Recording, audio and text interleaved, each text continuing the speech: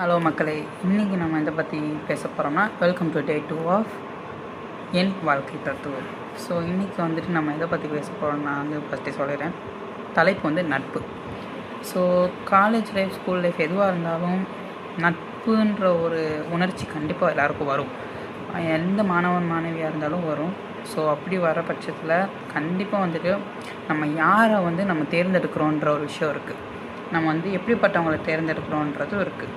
நம்ம ஒரு அது ஒரு குறள் சொல்லுவாங்க, அது சம்திங் எனக்கு ஞாபகம், கூடா நட்பு கேடாய் முடியும் அப்படின்னு சொல்லுவாங்க.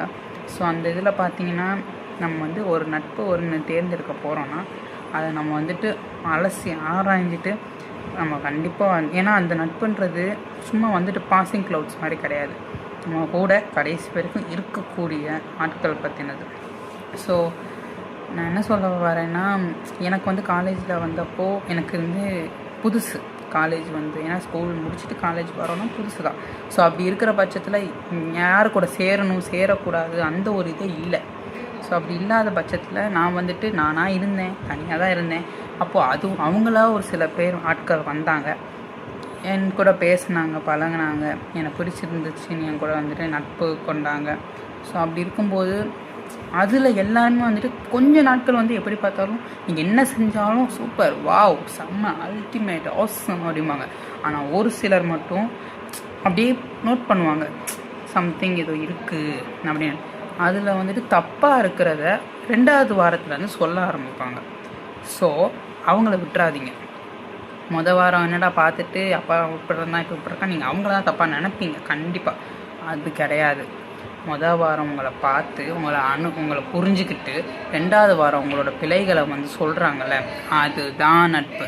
அதை மட்டும் என்றைக்குமே கீழே விட்டுறாதீங்க. என்னடா சத்தமாக இருக்குதுன்னு கொஞ்சம் யோசிக்காதீங்க. நான் இப்போ தான் ஸ்டார்ட் பண்ணுறதுனால நான் எந்த எடிட்டோ எந்த நாய்ஸ் பொல்யூஷன் கண்ட்ரோல் எதுவுமே போட நான் விரும்பலை.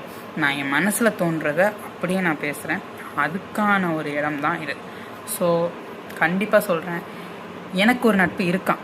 என்னோடய காலேஜில் ஒரு நண்பன் 2 பேர் இருக்காங்க. நாங்கள் 3 பேர். நாங்கள் நான் என்ன செஞ்சாலும் தப்புனா பட்டுன்னு மூஞ்சில் அடித்த மாதிரி சொல்லுவாங்க, சரினா கண்டிப்பாக எனக்கு பாராட்டு செய்வாங்க. அதே மாதிரி ஸ்கூல்லேயும் ஒருத்தன் இருக்கான், ஒரே ஒருத்தன். அவன் ஒருத்தன் மட்டும்தான் எனக்காக நின்னேன், நான் அவனுக்காக நின்னேன். அதுதான். ஸோ முக்கியம் அதுதான். நட்பு கண்டிப்பாக முக்கியம் காலேஜ் லைஃப்ல எல்லாருக்கும். ஸோ டீனேஜர்ஸ் உங்கள் ஃப்ரெண்ட்ஷிப்பை பார்த்து சூஸ் பண்ணுங்கள். அவங்க தான் உங்கள் கூட கடைசி வரைக்கும் வர போகிறாங்க. நன்றி. இதோட இன்றைக்கான டே 2 முடியுது. நாளை சந்திப்போம். தேங்க்யூ.